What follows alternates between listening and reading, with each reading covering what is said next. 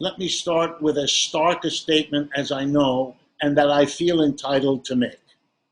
I've lived a good long time, and I have never seen the American economy in worse shape than it is at this moment. Problems that U.S. capitalism has had throughout its history have remained unresolved, unsolved. They haven't been overcome. They have been, as American politicians like to say, kicked down the road, postponed, put off, hopefully either to solve themselves, which in the case I'm about to tell you has not happened, or maybe just to go away and not bother who's ever in a responsible position. But they haven't, of course, solved themselves, and they haven't gone away.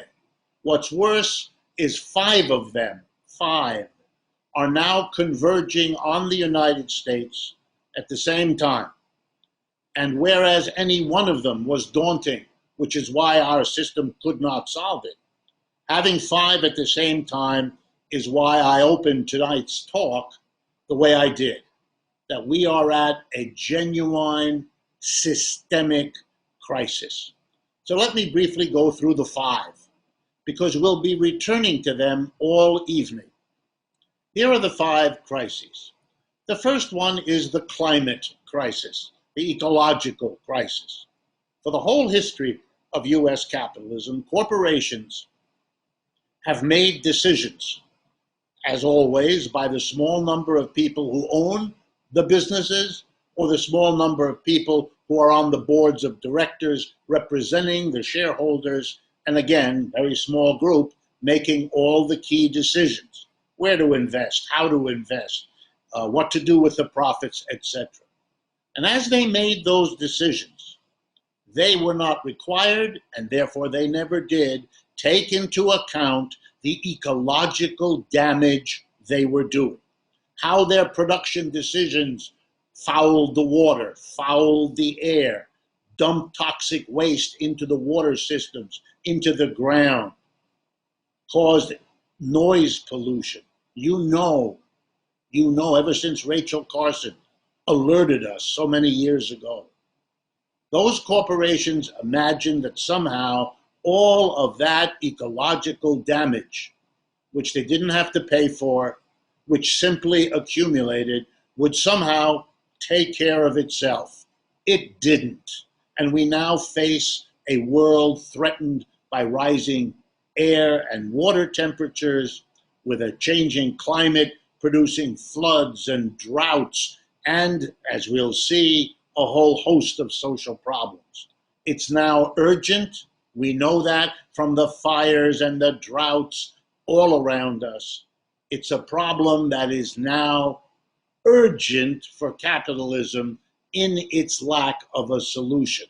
We've even allowed corporations who make profits off fossil fuels to stand in the way of a change in our energy basis because it's not convenient to that tiny minority of profiteers, no matter what the damage to the system. The second crisis of capitalism is its business cycle. Ever since there's been capitalism, for the last 300 years since it began in England and spread around the world, capitalism has had a crash, a downturn, a recession, a depression. We have so many words. Every 4 to 7 years. The system is periodically deeply unstable. And it throws millions of people out of work every few years. Destroys businesses, thousands of them, every few years. It is, in short, a terrible problem. Now here at least capitalism has tried to come up with solutions. It even developed a whole new economics called Keynesian economics after the founder of it in England in the 1930s. But it didn't work. It wasn't able to find a solution. It never could end the cyclic instability. And we're going through one of the very worst of them right as we speak. Problem not solved. Crisis here and now. The third of the 5 racism here in the United States, inherited from slavery. Capitalism, as we'll talk in a few minutes, made use of racial difference, institutionalized it, created a subordination for African American people, a second-class citizenship, a bad treatment across the board. And periodically, because African Americans are, after all, our brothers and sisters, they couldn't stand it anymore. They pushed back.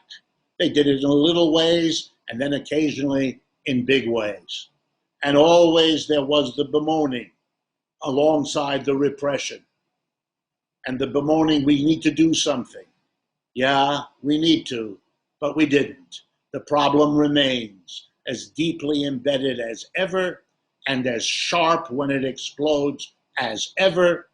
And we see it all around us now, again, the mixture of a repression to respond to it and the protests that want finally this problem to be solved. And like all problems that fester for a long time, when they finally reassert themselves, it's harder than ever to deal with them. So that's the third crisis U.S. capitalism is now confronting. Two more to go. Well, you know the one that's obvious, the pandemic, a virus. Viruses have horribly threatened human society for thousands of years. A bare century ago, in 1919, we had a terrible virus that killed 700,000 people here in the United States. We know, or rather we should know, what a virus is and why it is crucial to be prepared and to manage it if it comes. But that is a failure in the United States, a total failure, which I will come back to. And therefore it is now a crisis. Coronavirus is now a deadly disease across the United States, resurging staggeringly across the country, threatening the little bit of resumed economic activity that had been prematurely welcomed. A terrible crisis we are living through.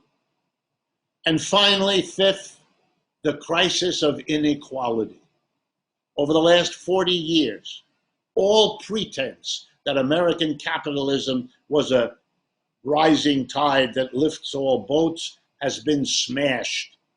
The middle class that came out of the revolt of the working class in the Depression of the 1930s, a revolt that got Social Security and unemployment compensation and strong unions negotiating good contracts with real benefits.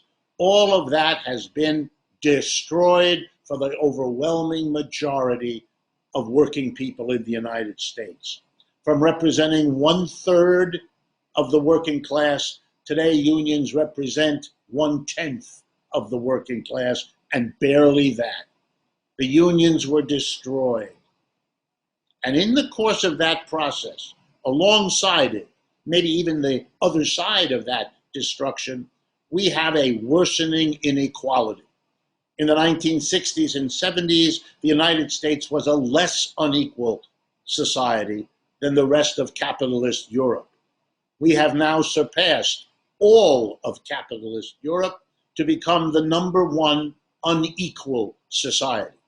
And it is tearing this country apart, not only because it is a division of society that's unsustainable, but it's particularly galling in a country that used to celebrate its vast middle class and now has to ignore the fact that that vast middle class is fast vanishing.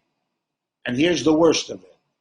Over the last 15 weeks that we have gone through this pandemic, the richest Americans have become much richer still, while 42 million people lost their jobs, lost their incomes, or most of them.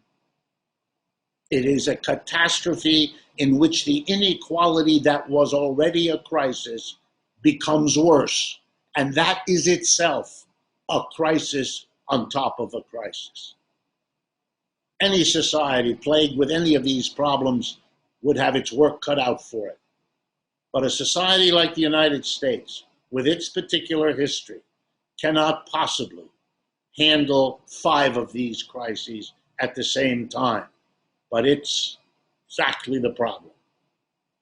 And everything else we're going to talk about tonight should be looked at in the framework of these 5 critical problems, unsolved, staring in the face of a society that literally is disintegrating. So let's begin.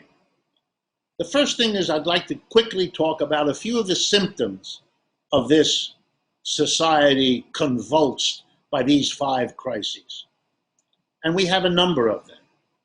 First of all, the bizarre language that we have to choose, our leaders tell us, between getting sick or dying on the one hand and having a functioning economy, as if you couldn't have an economy that functioned without risking people's lives. The United States is a disaster in handling this crisis. It has no right to force such a choice on people without at first explaining that to whatever extent that choice is real, it is the result of failed policies that could and should be corrected. Otherwise, the disrespect for human well-being, life itself, being shown by the leaders of the United States is so extreme that it is, of course, a sign of people confronting crises they cannot handle any other way than this assault on the sanctity of life.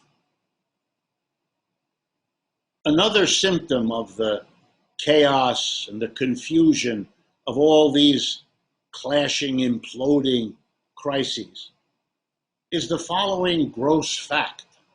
The European Union, as of the first week of July, was reporting roughly 5,000 new cases of COVID-19 per day. At the same time, the United States, which has less population than the EU, was reporting in the neighborhood of 50,000, a 10-to-1 ratio. There is no excuse, there's barely an explanation for so grotesque a failure on one side of the Atlantic compared to the success on the other. It's a sign of a society out of control. You can be angry at the particular leader, the president, but it goes far deeper than that. It has to do with a system that has too many crises and too few solutions. Another symptom of the confusion of all these crises is the talk, particularly from Democrats as well as Republicans, about a return to normal, as if that were the goal, as if that were a solution or a policy. The blindness revealed by such talk is staggering. It's the normal of the last 50 years that got us here. It was normal to ignore ecological damage, normal to pretend that the business cycle was either tamed or overcome or solved. It wasn't. It was normal to claim that race relations were on the improvement and were now a thing of the past. All of this was the normal that got us to where we are. Returning to the normal would be the equivalent of having jumped off a train headed towards a stone wall, only to think that now that you're standing and the train is going by, maybe what you ought to do is get back on the train. No, you shouldn't. And then another one, the peculiar rediscovery, particularly here in the United States, of quote unquote liberty and freedom. This is downright bizarre. We hear from Fox News on across the right-wing spectrum the statement by people who refuse to wear masks, who refuse to engage in social distancing.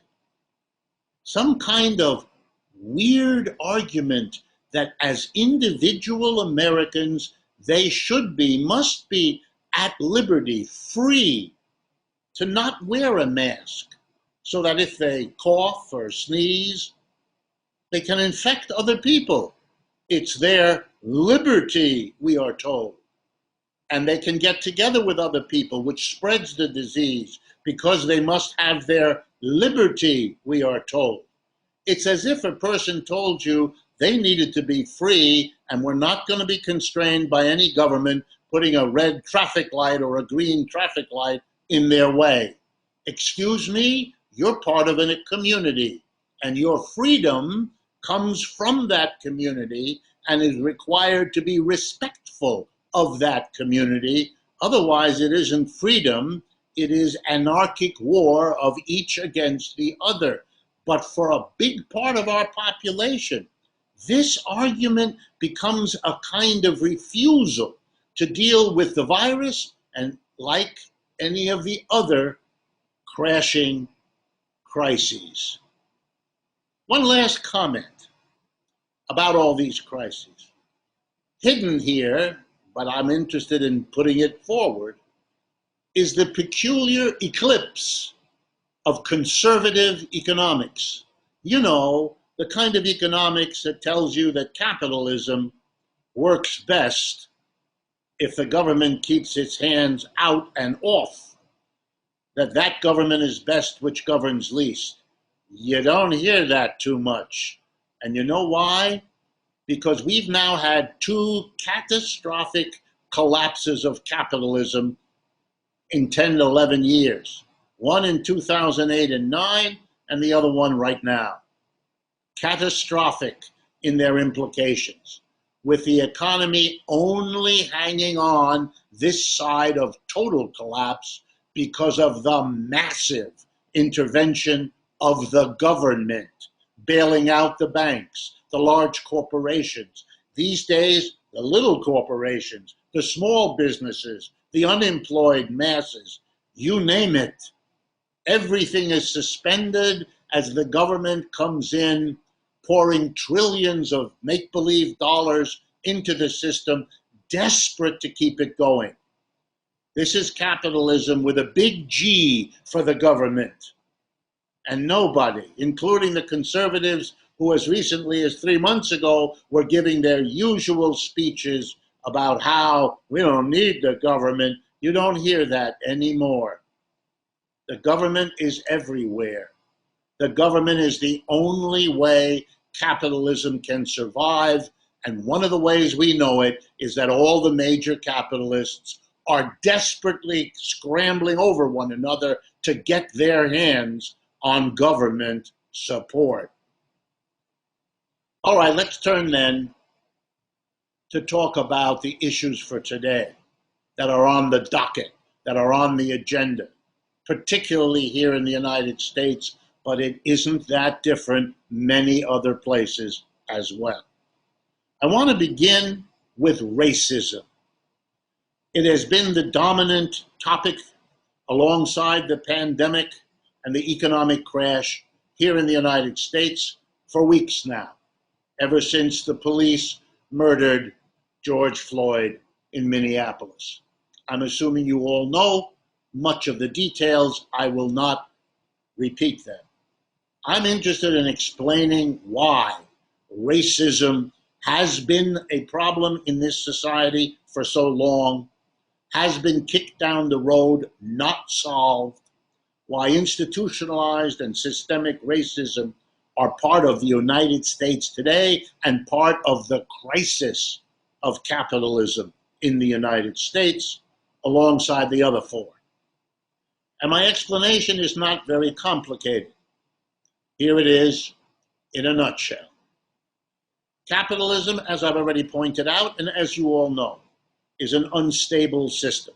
On average, every 4 to 7 years, it has a downturn. Suddenly, people are thrown out of work, businesses cut back production, or become bankrupt altogether. It's a terrible time. Sometimes they only last for months, other times they last for years. They can be mild, they can be catastrophic. The one we're in now, catastrophic. Okay, capitalism would long ago have disappeared had everybody, the entire working class, lived in a constant anxiety and fear that the next crisis, which is never more than 4 to 7 years away on average, would affect them, would make them lose their job, thereby their income, thereby their mortgage payment to keep their home, thereby their children's education. It would drive people crazy. They would know, even if the current crisis bypassed them and got their neighbor, that likely 4 years from now, the story would be a reverse. Terror, fear, anxiety, impossible for a system like that to have survived. Well then, what's the answer? Because capitalism did survive. And the answer will explain racism. What became necessary for capitalism to survive was to divide its working classes into basically 2 sections. One section would be effectively told, not necessarily explicitly in words, but one way or another, given to understand that the ups and downs of capitalism would not hurt them. They wouldn't be the fired ones. They wouldn't be the ones to lose their income. The system would go up and down, but they would be safe. And how is that possible? Because a second part of the working class was given the horrific social position of absorbing all of the ups and downs, all of the instability of capitalism. Think of this other group as though it were a kind of economic shock absorber. As the system goes down, these are the people who lose their jobs. When the system goes back up, these are the people who are called back in to the jobs. Last hired, first fired. A group of people who become the living embodiment of capitalism's instability. People who can't put down roots, people who can't afford a home, or if they do, can't maintain the mortgage payments or the rental payments when they are thrown out of work, which they are the first to suffer each economic downturn that capitalism dishes out. And in the United States, that group was primarily African Americans. They were put in that position. They were kept in that position not only by police brutality and all of the well-known mechanisms, but by a much more fundamental one, the very structure of the system. Last hired, first fired means you cannot afford to live in a comfortable way, in a home, in a safe neighborhood, all the rest of it. Impossible. We also can see that when the African-American community wasn't big enough to do the shock absorbing, well then poor whites were added. That's happening now, and we will come back to that. But the African-American was put in an awful position. But of course, capitalism could never accept responsibility for what it was doing to the working class by splitting it in this way, by making some supporters who were safe and turning them against the others who were not safe, who were the shock absorber of capitalism and suffered all the consequences of being put in that role. So what capitalism did, and here it comes, folks, was to suggest that the reason some people lived the way African Americans have mostly been stuck in ghettos, poor education, inadequate medical care, insecure job histories, you know, I know, everyone knows. So what capitalism did is allowed, supported, encouraged, and often financed the notion that African Americans were in that position, not because capitalism needs a shock absorber, but because there's something wrong with them, something symbolized by a chemical in their skin.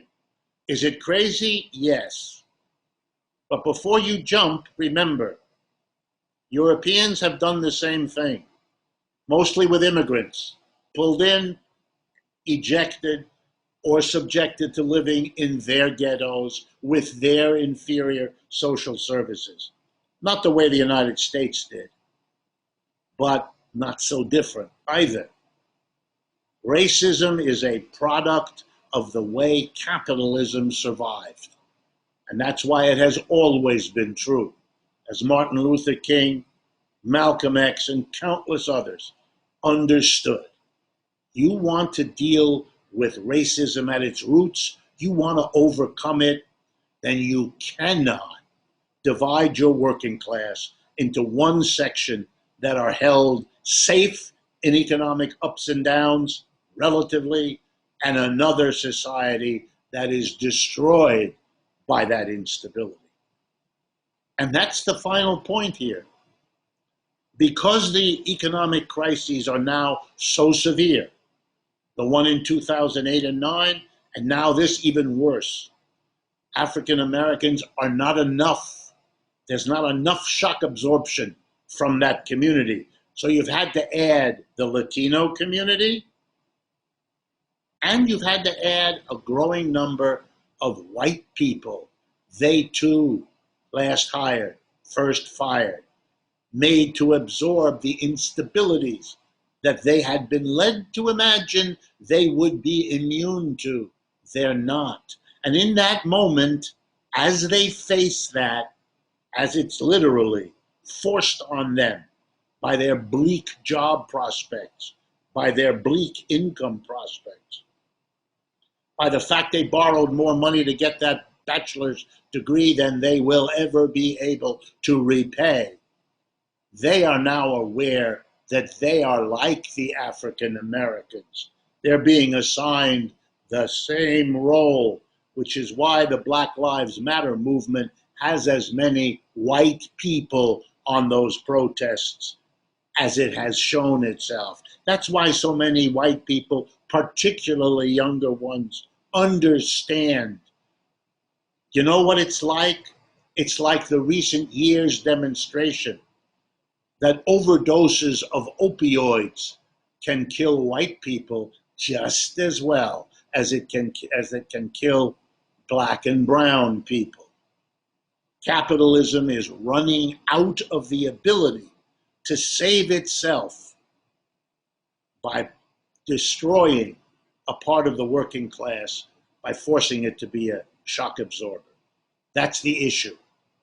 No end to racism that does not confront its very functional service to the reproduction of capitalism. I want to turn now to the crisis itself, not the 5 contributing crises, but the whole breakdown that we are living through, especially those of us in the United States. And it's hard to get at all of it, but that's what I want to do in the time I have remaining this evening. First of all, the United States made a decision, and that's what it was. A decision different from, say, what was done in Germany or France or even England. And that decision was, faced with the pandemic and faced with what it implied for the economy, to throw 45 to 50 million people, roughly a third of the labor force, out of work, formally unemployed. Now, I could spend hours spelling out the implications of this. It is a staggering reality. Let me give you just some idea. First, it subjects tens of millions of people to a loss of income. Yes, I know. The extra $600 unemployment compensation actually enabled some people to earn a bit more than they had while they were working. But for the vast majority of people, it is the other way around. It's income lost. It takes time to get your unemployment check. They are not retroactive, etc., etc. And they threaten to run out within weeks from now. So it was a terrible blow in terms of income. But it was much worse in other ways. When you are unemployed, it means that you don't know if you have a job. You do not know whether you can go back to your job. even if you can go back to your job, you do not know what the employer's conditions will be, what the salary will be, what the benefits will be, how secure the job will be. You know nothing. So in addition to being out of work, you are now ratcheted up with anxiety about your future. Number 3, massive unemployment operates in capitalism like an invitation to every employer to approach those people who still have a job, the 2/3 of the American labor force still working.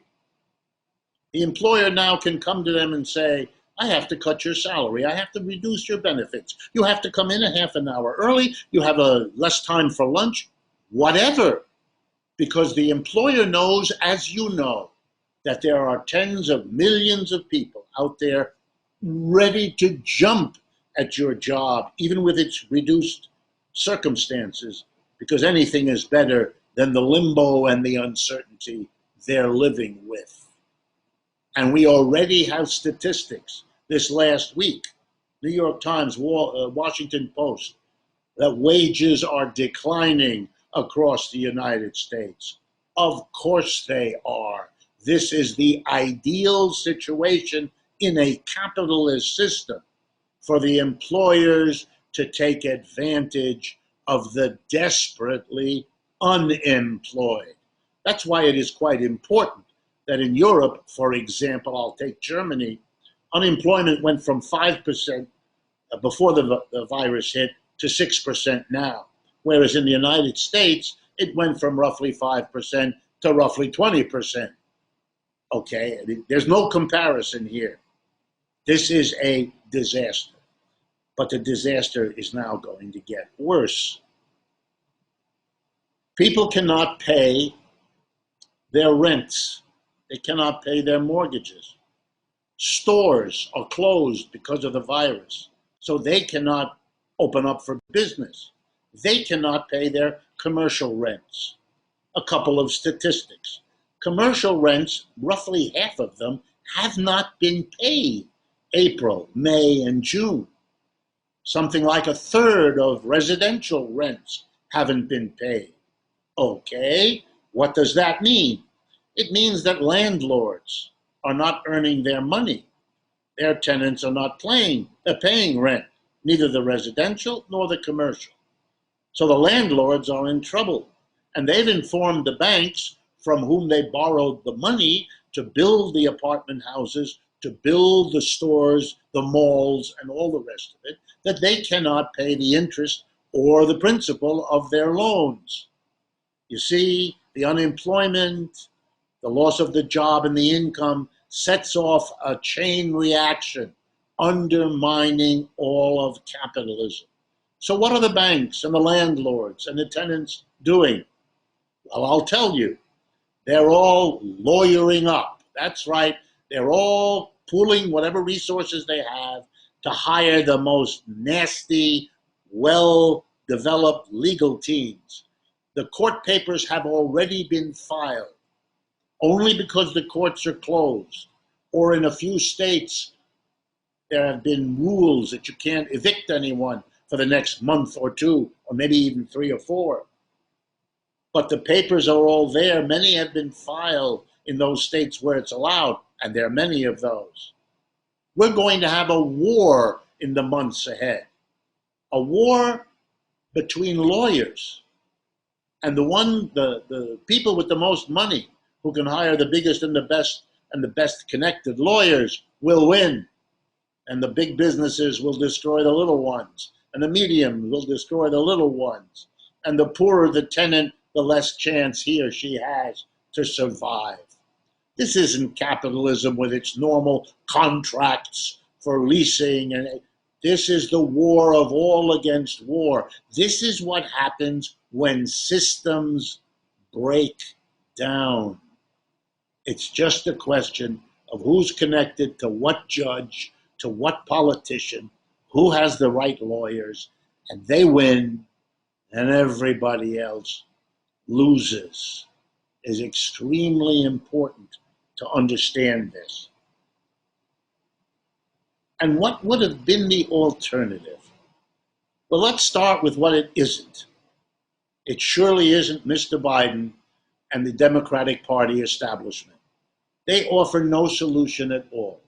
They're almost as blind to these 5 crises as the Republicans. Not quite, but almost. They too talk about returning to normal.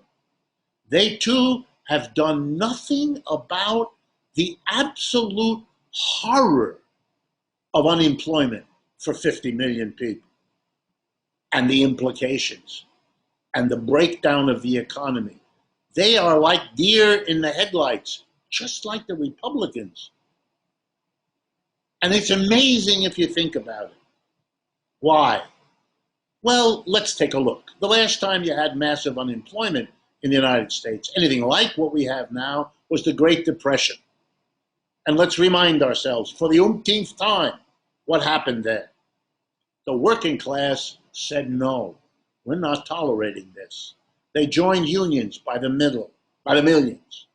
They joined by the tens of thousands, 2 socialist and 1 communist party in the United States. And the Communist Party and both of the socialist parties and the CIO, the Organization of Unions, they worked together and they demanded something. And they went to the president, Roosevelt, and that something turned out to be, you better help us, Mr. President, or you're not going to be the president much longer. And Mr. Roosevelt understood. I won't repeat all the things that the working class won in the depths of a depression. Yeah, they got Social Security. Every one of their elderly, their parents, their grandparents, everybody over 65, a check every month for the rest of your life. Nothing like that has been accomplished now. Then they got unemployment compensation. That's why you get any unemployment now, because that had never existed before, just like Social Security never had. That was created by pressure from below by left-wing Americans. The first minimum wage. Yeah, not allow employers to do what they're doing now. Not only could they not cut wages, they had to raise them above the minimum. How different. But here comes the best one. Between 1934 and 41, Roosevelt created and filled 15 million jobs, a federal jobs program. The Democratic Party today seems to have developed acute amnesia. It forgot all about it. It makes no proposals, no commitments, nothing to deal with unemployment today the way it was done successfully the last time we found ourselves in this position. The bankruptcy of the Democratic Party establishment is spectacular and is also a symptom of a system falling apart because there are too many crises it cannot figure out how to solve. Well, what would be an alternative? And particularly if it is a crisis of capitalism, as it seems to me to be. And believe me, I have not covered all the bases. We don't have time in an evening like this. If I did have time, I would talk to you about the trillions of dollars manufactured out of nothing by the Federal Reserve. Given by the Federal Reserve to big banks, by and large, that's the biggest beneficiary. Large corporations, also a major beneficiary. The Federal Reserve is now the backstop of the credit markets of the United States. It's directly funding corporations who borrow money by issuing bonds. It's directly funding the government spending. It's directly, literally, trying to buy its way out of dealing with those crises. It's another plastic cover for not solving those 5 problems, because trillions of new dollars do not solve. Not our racism problem, not our ecological problem, not our viral problem. They are a stopgap. They are a Band-Aid.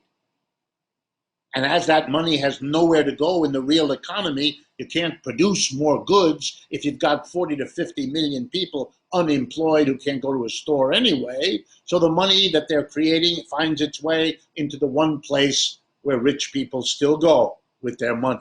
And that's the stock market, where they buy shares from each other, driving up the value of the shares out of all connection with an underlying broken economy. That disconnect, sooner or later, one way or another, will come back and make a sixth crisis the system cannot solve. But I want to talk about socialist alternatives. Well, let's start with what we could call the old socialist alternatives. And what are they?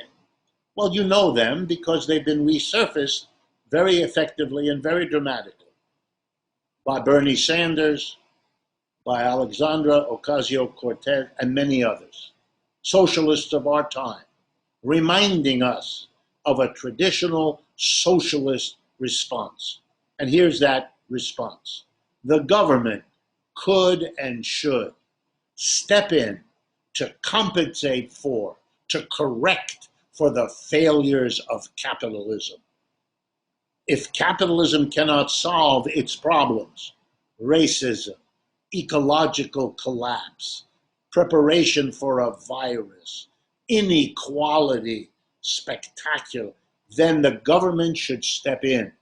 It should levy taxes that redistribute wealth from the rich to everybody else. It should come in with a Green New Deal, finally to deal with the ecological damage that has been done by an unregulated, ungovernmentally controlled private capitalism. It would have prepared for viruses the way we know we should have. It would have come in and said, okay, the private companies are not producing and stockpiling the tests, the ventilators, the masks. Okay, it's not profitable for them to do it, and so they don't. But that's not acceptable as public health policy, so the government will do it. And you all understand what I'm saying because we know of a very good example where the government does exactly what socialists would advocate for public health. It's called the military. You know, it doesn't pay a company to produce a missile and stockpile it in a warehouse, or a tank, or a gun, or a ship. That's not profitable. In the same way, it's not profitable to produce 1 million tests and store them around the country. You know how we solve the problem? How we have a military, even though it isn't profitable for a company? We arrange for the government to come in. And it goes into the company and it says, you produce a missile, we'll buy it from you as fast as you produce it. No worry, we'll give you a very good price. The profit is virtually guaranteed. And that's how we get the missiles, which the government then stockpiles at the government's expense, which of course means your expense, my expense. The government comes in because it wants a military. It wants to be militarily equipped, so it compensates for the failure of private capitalism to produce military goods the way the government deems necessary. Well, exactly the same thing could have and should have been done in the United States to protect public health, not in a military way, but in a medical way. This is childishly obvious. Only a capitalist system of the sort we have here in the United States failed to do that. All of the other industrial developed countries have national medical systems, sometimes in partnership with privates, sometimes on their own. But they know that relying on private enterprise would be lunacy. Only in the United States do we do such things. And that brings me to a very important point. The socialists, the old ones, were of course right. The government can and the government should compensate for the failures of the private sector to solve all kinds of problems, like public health and protection against viruses. Yes, the government can do that. And the lesson here, the lesson is that the reason it didn't happen in the United States is because we don't have any socialism here After World War II, the socialist and communist parties were destroyed by repression, governmental repression, capitalist repression. And then the ideological work of terrifying the entire American working class about anything and everything having to do with socialism. That's 3/4 of the explanation for why we've had a Cold War with a country that calls itself socialist. Because it was part of rolling back the New Deal, getting the government out, reestablishing that peculiar ideology that says we don't need the government, we don't want the government, even though with every crisis of capitalism, the government is brought in like gangbusters. We didn't prepare because we don't have a socialist movement in America that would have made us have a national health service long ago, that would have taught us that the state can play a crucial role. Americans have been taught something completely different. The demonization of old socialism was the demonization of the state. The state cannot come in and compete with. The state cannot even come in and fix capitalism, because if it does, it kind of exposes that capitalism leaves a lot to be desired. Capitalism isn't the best thing since sliced bread. Capitalism isn't the solution to the problems of modern society. And the capitalists didn't want that. And they were strong enough in the United States and Britain to prevail. They were not strong enough in continental Europe to prevail, which they regretted. But it meant that in those countries, for example, you couldn't throw tens of millions of people into unemployment, which is why they didn't dare do that in France or Germany or even England, despite having conservative governments. They can't, they wouldn't dare, just like they don't touch the national health insurance. No, the old socialists have a point. The government could have avoided a number of these problems, could have at least ameliorated them, could have done a lot better than a private capitalism that has no or minimum government intervention. The old socialists were right about that. But, and here's my conclusion, I don't think they can solve the problem either. I think the old socialists have to face something painful. Yes, the government could have and should have come in to take the steps that could have at least partially compensated for the failures of private capitalism, ecologically, in terms of the stability of the system, in terms of the racism, in terms of the public health preparation, and in terms of the inequality. It could have. But you have to answer the question, why didn't it? Why has the state, even when it has intervened, done so inadequately? And why do we need a state to clean up the mess of the private sector? Why do we have a private sector at all? And I think the answer lies this way. If you have a private capitalism that's strong, that controls enterprises, which is where the majority of people work, that gathers into its hands, and remember, the people who own and operate enterprises are a small minority everywhere. If you allow that small minority to gather into its hands the profits, the net output of a society, then you cannot be surprised that they use that money in ways that reinforce themselves and their position. That is what they do. And that means they will block the government from playing the role that the socialists have always advocated, which is why the old socialists are so often frustrated. Their government, the government they want to see, is always hamstrung, held back, limited by the private capitalism that remains, that wants more inequality for itself, that doesn't want to pay for the ecological costs that they can personally escape from, that never worried about the racism that divided the working class. So I'm afraid the old socialism isn't enough.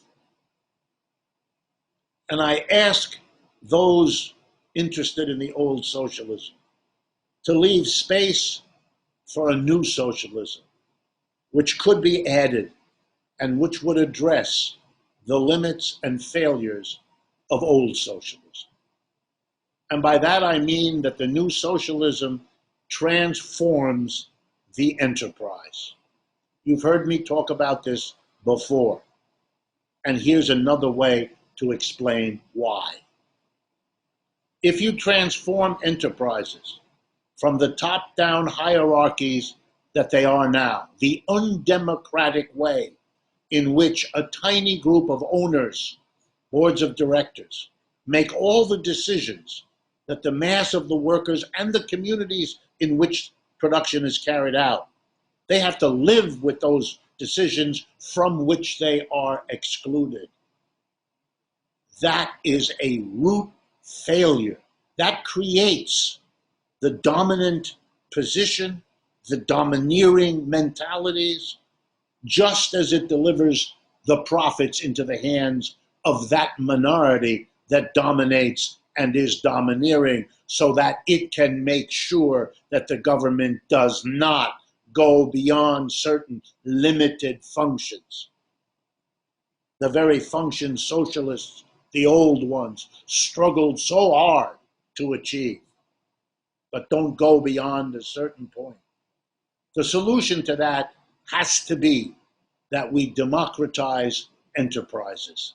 That's right. We get to the root of the problem. What happens if you democratize an enterprise is that everything in the economy changes. Different people are now making the decisions of what enterprises do, how they react to anything that the government is doing or might do, how they react to the crises of our society, like racism, like inequality, like instability. They will handle those problems differently because a different set of people positioned in a different way in the enterprise are now decision makers. To get the idea across, I want to use a metaphor. You can organize a family, a couple of parents, let's assume a heterosexual family, a man and a woman, some children. You can run that family by giving, in a patriarchal sense, all decision-making power and authority to the man, the father, who goes out to work, brings home the money, and makes all the key decisions. Or you can have a partnership between the father and the mother, maybe even including the children, some of them, the older ones. And now what? The family faces a whole bunch of decisions, but those decisions will now be different. They will be handled differently because the woman, the mother, the wife has a different set of values and notions than the husband. They're going to have to work that out. They're going to have to compromise. They're going to have to differently react to what the children need and want. We're going to have a different outcome than what we would have had if we left all the decision-making with the father. Given the way women have been socialized, for example, we might expect that a family governed by the father will not be very sensitive to issues of medical problems, given the way men are socialized. But if we have the wife next to the man, she, because of her socialization as being the one more focused on the children's illnesses, etc., on caring kinds of work which have been assigned to women in traditional households, she will bring a different sensitivity. She will be more likely to prepare for illness than the husband, to stock the medical shelf in the house with the good materials to handle illnesses or injuries. To get the point, if the workers are part of the decision-making apparatus, they will not do what the tiny, autocratic, undemocratic dictators inside of our enterprises do in the way of decisions. It's a fundamental difference. And I think that because the workers have to live with the pollution of the enterprise, they'll be much more sensitive to taking the steps to prevent it than the distant board of directors ever did. And I think their sensitivity to community and how you destroy community by polarizing rich and poor will also govern how they distribute the wealth that they all help to produce in their enterprises, how they distribute it amongst themselves. Thousands of years ago in ancient Greece, Plato and Aristotle had a debate in which they argued, and basically they agreed, that it was terrible in the hope of sustaining the communities of Athens that they were so committed to.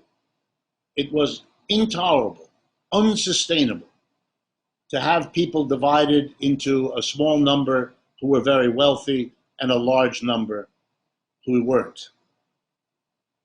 It was destructive of community. It was destructive of social cohesion.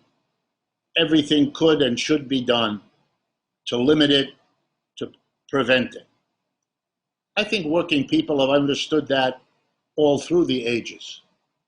And I think if a democratic decision-making process were brought into enterprises, that a collective decision would never give some people billions of dollars while most people have trouble getting a college education for their children or a decent diet or proper medical care. It wouldn't happen. And I think that there's a lesson there. And I thought the best way to give it a concrete example would be to remind all of you of what has been true in rural communities across the world for a long time. If a member of a farming family that has a regular job becomes unemployed, that person is expected automatically to make use of his or her time off of paid employment by doing something constructive on the farm, building a chicken coop, expanding a storage space, clearing land, all kinds of things, because you can build wealth that way without going to your job and make something positive happen out of the period of time that you're not drawing your wage or your salary. Now imagine with me worker co-ops as the basic enterprise. Every worker co-op would understand that times will come when you can't sustain the work for all the people in the co-op because folks don't want to buy whatever it is you produce anymore because their tastes have changed. Or maybe there's a pandemic with a new virus, and so you have to keep social distancing and you have to do a variety of other things. It would then become logical and necessary for the worker co-op to have contingency plans. Every enterprise would, because its first role and goal is to build up the welfare, the wealth of the community, not the profits of a minority within the community. So every enterprise would have a plan, what to do if there was a fall off in demand for your product, what to do if there was a viral pandemic that had to be accommodated, how best to prepare, what other projects to have lined up. What other projects lined up that are coordinated with other enterprises that are making similar plans? You would have a society that could and would react completely differently, wouldn't dream of allowing 50 million of its fellow workers to be, quote unquote, unemployed. How wasteful. What are they going to do? Watch crappy television? Sit around feeling bad? Riddled with anxiety about what they would do? No. There would be an organized, available menu of socially useful things the members of an enterprise would do if and when perceivable interferences with their situation occurred. That's, of course, what we should have had in the United States. We have nothing like it. The people who run our enterprises are not concerned about what happens to the community.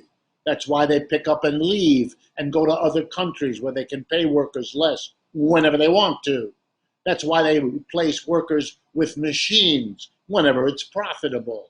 That's why they close down enterprises when they're not profitable. It's not their problem what happens to those people, what the society loses by behaving towards those people in an inhumane, uncaring way. That's capitalism's normality. You know, the normal that Mr. Biden wants to return us to. We don't need the normal. We need basic change. And perhaps one of the most important positive outcomes of this crisis of American capitalism, and indeed of capitalism globally, this crisis of crises, these 5 crises crashing in, maybe a positive outcome will be to recognize that yes, we need the modern equivalent of a New Deal coalition. We do need a labor movement rising to the challenge of what is being done to working people now. And yes, we need socialist, communist, radical, left-wing political parties to mobilize people who can see the social need for change and who can understand the need for coalition with the working classes across the country. Yeah, we need that, just like they needed it in the 1930s. And we need to go for what the old socialists want from us. We do need a Green New Deal, and we do need a national health single-payer system. We need those things. Of course we do. But we have to go further. We got those things in the 30s, but then the private capitalists had their revenge. They undid the New Deal. They went after the left. They destroyed it. They destroyed the socialists and the communists. And then they went after the unions. They destroyed the coalition, which enables them now to get away with mass unemployment, failure to prepare for the virus, ecological neglect that is criminal. The left could have prevented that. It's the left that prevents the same things in Germany and France and so forth. Even though it's weak there, it's not as weak and not as destroyed as what happened in the United States. But then we have to learn the lesson. You have to go further than the old socialists did. Otherwise, we'll struggle very hard, reproduce what the old socialists had, and then watch it be undone by the very capitalists we've left in a position to do that. That would be an extraordinary tragedy. There is movement in the United States. There is movement around the world. People are protesting everything. Here in the United States, it is remarkable. Black Lives Matter leading in the protests of repression. But people are demanding the end of evictions. People are demanding radical alternatives, and they're doing it more and more in organized ways, collaborating with one another. The possibilities are very good. It's often that way, that when the danger is greatest, so is the opportunity. And I don't want to just end on a positive note, although that's important. I want to add a little darker vision as well. Unemployment gives every employer in America an opportunity to recoup the losses from today's capitalist crash, to recoup the losses from the pandemic by sticking it to the working class, taking advantage of the unemployment to lower wages, to drive millions of people out of their homes, to destroy the last remnants of a middle class in the United States, so that we become the very society so many Americans prided themselves on not having. A few rich enclaves surrounded by a mass of abject poverty. We are at a crossroads in the United States, more so than I ever anticipated seeing in my lifetime. The stakes are enormous, the danger stupefying, but the possibilities for radical change, insight, and transformation are what keep us all going, and I want to be one who celebrates them. Thank you for your attention. I appreciate the wonderful communications I get from many of you. We ask again for your support, and I look forward to speaking with you again in 2 months' time.